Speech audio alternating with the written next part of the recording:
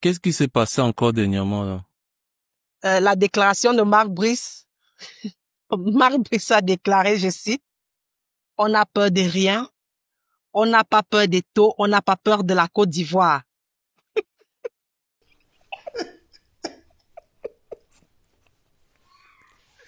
Aïe, aïe.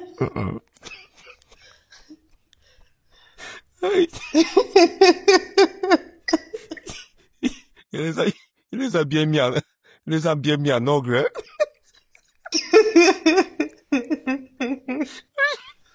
Je comprends même pas pourquoi les gens sont fâchés avec le type là.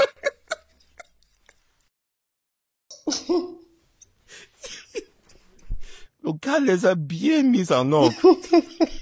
Ses adversaires. Oui, on n'a peur de rien, on n'a pas peur des taux, on n'a pas peur de la Côte d'Ivoire. Ouais, ouais.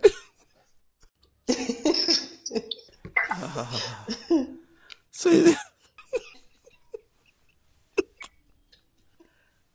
Aïe.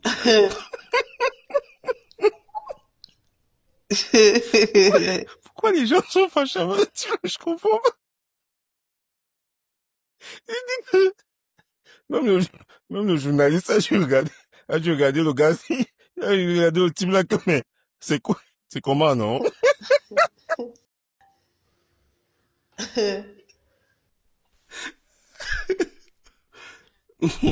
Mais ça, c'est la première réaction. Maintenant, la deuxième réaction, Marc Brice nous a donné une révélation que peut-être beaucoup ne comprennent pas.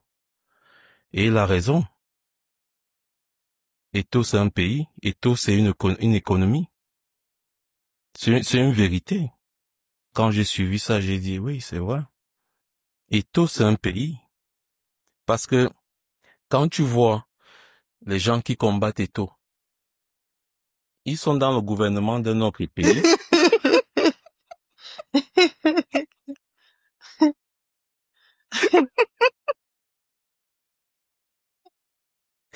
Exactement. C'est nous qui voyons Eto comme ça. Mais Eto, c'est un pays. Eto, c'est une économie. Combien de gens se font de l'argent avec son nom? Beaucoup, hein. Donc, il y a des gens qui se font de l'argent avec le nom d'Eto, sans même qu'ils le sachent, sans même, à son insu. Comme il y a des gens qui se font de l'argent avec le nom du Cameroun. Exactement. Pour moi, je prends ça comme une reconnaissance de la grandeur d'Eto. La seule personne que Marc a trouvé qui est égale à un pays qui est même plus grand que la Côte d'Ivoire, c'est Eto. Donc pour lui, Eto c'est un adversaire sérieux. Un adversaire coriace. Non, non, non. Pour moi, il n'y a pas de, je n'ai aucun problème avec ce qu'il dit. Pour moi, c'est juste une confirmation que Eto n'est pas n'importe qui. Parce que parfois, quelqu'un vous dit la vérité, il dit une vérité, mais parce que nous sommes plus dans un comportement de guerre, qu'on n'arrive même plus à voir clair dans ce que quelqu'un dit. Évidemment, lui, dans son idée, c'était peut-être pour dire que, bon, voilà, comme il a dit, j'ai pas peur des décisions qu'il peut prendre, j'ai pas peur de ce qu'il peut faire. Mais quand tu le regardes sur un autre plan, tu te dis, mais ce gars est spécial, Eto est spécial. Eto, c'est comme tout un pays. Et quand tu vois le nombre de personnes qui sont derrière lui, si Eto décide d'aller fonder son pays quelque part, il va pas manquer de population, n'est-ce pas? Exactement. Beaucoup le suivront. Et je crois qu'au lieu que les gens se fâchent, parce il y a deux façons de régler ce genre de choses. Soit vous ignorez, soit vous prenez le sens et vous célébrez la personne. Moi, je préfère célébrer Eto avec ce qu'il a dit. C'est vrai, on n'a pas peur d'Eto. Pour moi, c'est vraiment amusant. C'est vraiment très amusant. Non, parce que c'est vrai. Pour moi, c'est comique. Parce qu'il n'y a pas, il n'y avait rien qui pouvait indiquer que la réponse pouvait partir, pouvait aller de ce côté-là. Et puis, subitement, il te dit, voilà, on n'a pas... Et il le dit calmement, quoi. C'est qu'il n'est pas fâché. Il est très serein. Voilà.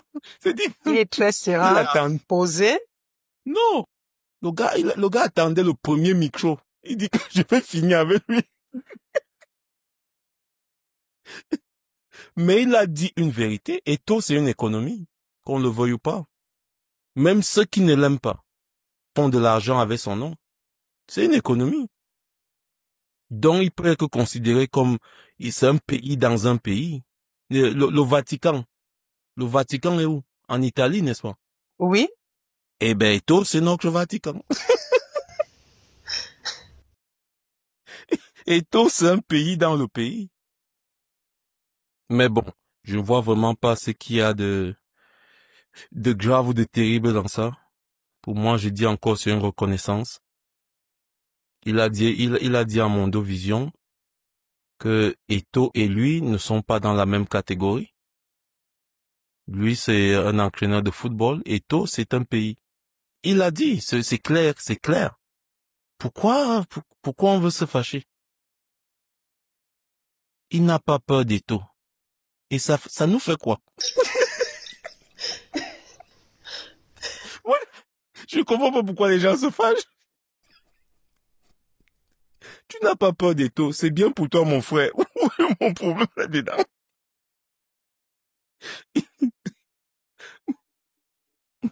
Parce que ça en crée une distraction inutile.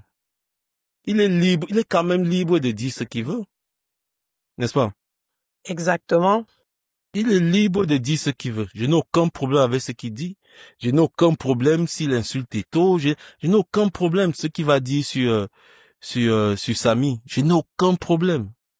Mais la seule chose, c'est que cette distraction-là, qui ne sert même rien. Qu'est-ce que ça sert à Samy? Ça ne sert à rien. Qu'est-ce que Samy essaie de faire? Il veut construire des stades. Tu comprends? Oui. On parle quand même des projets des milliards de francs. Il veut construire des stades. Qu'est-ce qui va aller s'encombrer avec quelqu'un qui dit qu'il n'est pas peur de toi? Même au quartier, il y a des gens qui disent qu'il n'est pas peur de toi. Donc, au lieu de passer des heures à dire comment il manque de respect, comment il a dit ceci, comment il a dit cela, parce que j'ai l'impression que... On parle d'insubordination aggravée, quand même. Non, mais moi, je ne parle même pas de ce que le COMEX est allé voir le ministre. Moi, je parle pas de ça. Moi, je dis juste les réactions qu'il y a eu après. D'accord. Pour moi, c'est pas nécessaire. C'est une perte de temps. Pourquoi donner de l'attention à quelqu'un qui ne le mérite pas? Il dit ce qu'il a dit. Vous passez à autre chose. Il y a des choses plus importantes. Parce que tu sais, quand on a un pays à construire, il y a des distractions dont on ne cherche pas à prendre part. Mais seulement quand on ne sait pas comment construire un pays, eh ben, on prend part à toute distraction.